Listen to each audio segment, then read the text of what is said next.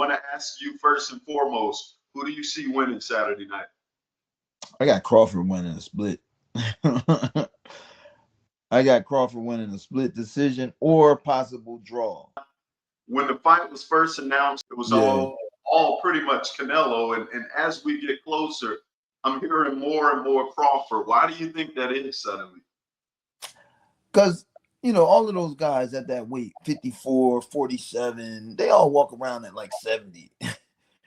True. They all easily walk around at like 170. They got to go into camp and break down from those weights. So they're used to working at those weights. And I mean, you see how easy it was for Crawford to just muscle up, Yeah. and get some serious muscle tone, a little weight with the muscle. But also, I don't think the weight's an issue. I also think that because Crawford is cut from a specific type of cloth that, I mean, I know it because I mean I'm cut from it. It's like the challenge is what gets us up, and you come from a hard upbringing from a little age, it's a different type of heart you got in you, from that. And Crawford has that in him. I want to get your thoughts a little bit on the whole weight dynamic. With Right.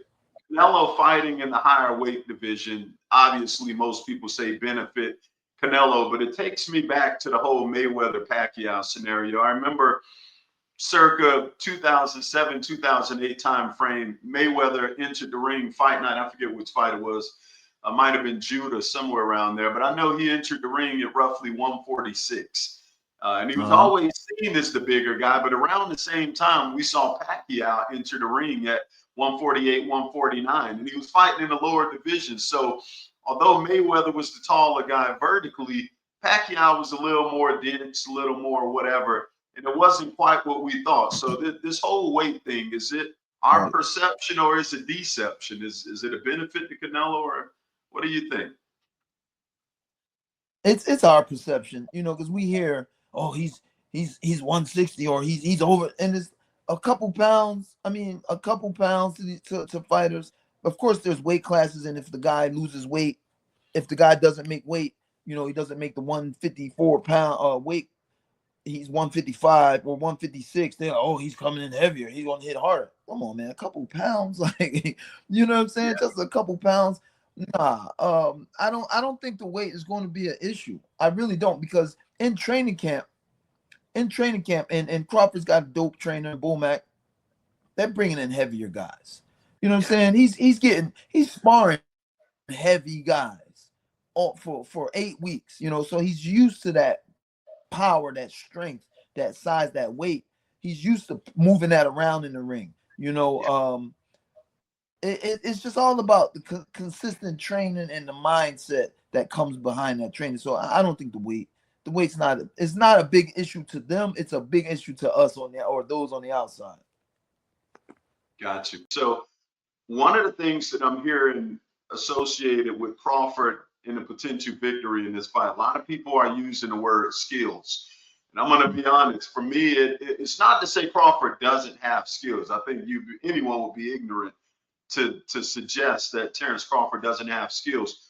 But when you Yeah. lean Crawford in the skills department, for me personally, it's a little bit of a head scratcher, because I think we've seen Canelo do far more against far more big guys, little guys, fast guys, slow guys, hard punchers. Whatever dynamic you want to throw in there, we've seen Crawford in there with. What do you think about this whole skills conversation? Do you think that Crawford actually has better overall skills than Canelo?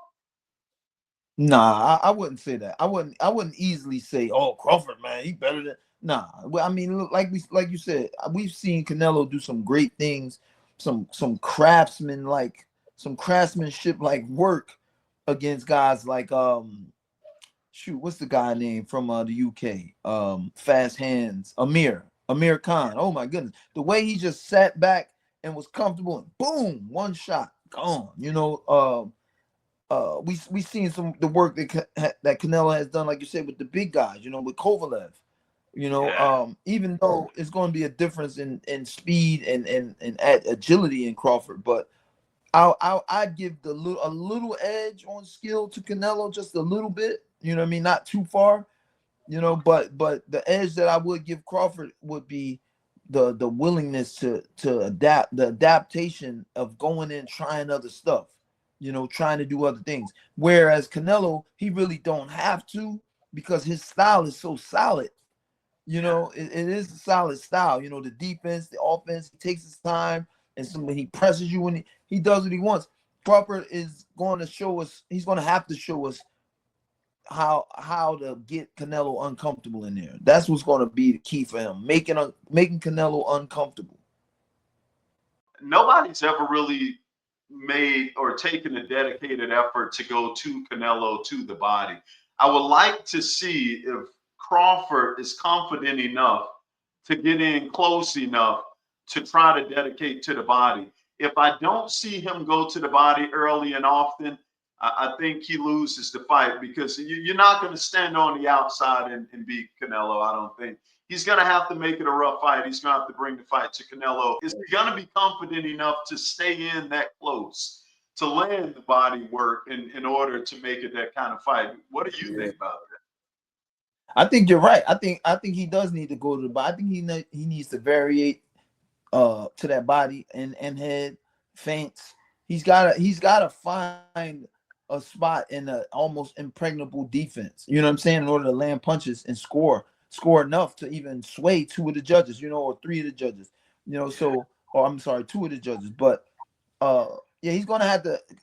Crawford's gonna have to put in some work, you know, some smart work and some active work, you know. And those who understand me, the smart work is the mind games, you know, it's the jab, off the jabs, the run the hands, and then the hard work is just going there and fight sometimes.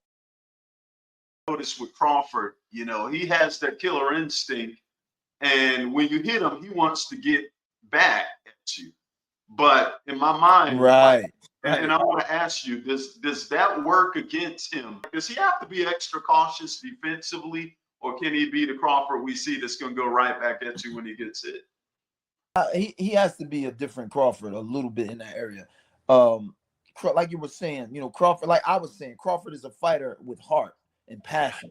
And fighters like us, because I'm like that myself, you know, we're predictable in the sense of if I get you, you know it's coming back. You know I'm trying to get it right back. Yeah.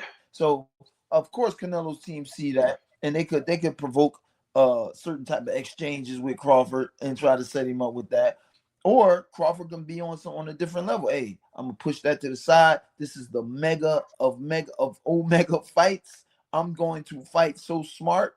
I'm gonna keep emotion and heart to you know, I'm not gonna wear that on my sleeve as much. And Crawford can box and combine and move and make things happen. But yeah, that heart issue, man, that's always an issue for fighters, man. For fighters like us, man, we got to get it back. We can be drawn into something that we don't need to be into, and we seen Crawford, he get drawn into something. You know what I mean?